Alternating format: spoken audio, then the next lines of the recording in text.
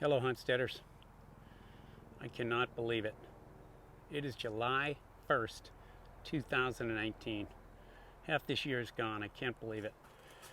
At any rate, here we are in the back of the orchard, and I'm looking at my Saturn peach tree.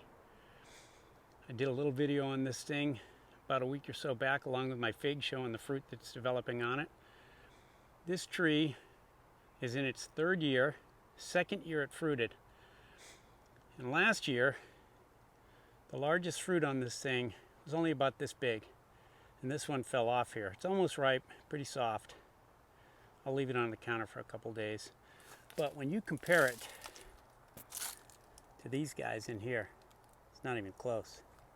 This guy over here is huge. So you're probably wondering what these bags are. I'll give a shout out to Eugene, the Compton gardener, right up the road in neighboring Los Angeles.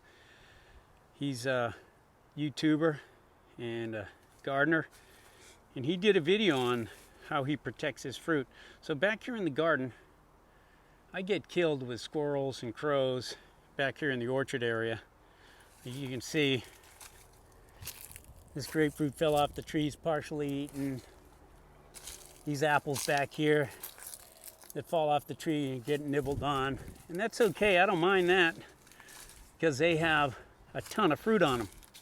But this peach tree has only got about 12 peaches on it. I want to conserve as many of those as I can. So I went on the, after getting that information from Eugene, I went on Amazon and ordered these pouches. They're 4x6, they come with a drawstring. Got a whole bunch of them here. You just slide them over the fruit, tie them off. The sun can still get in, they'll continue to grow and ripen. And even if they fall off and land on the ground, that bag will protect them.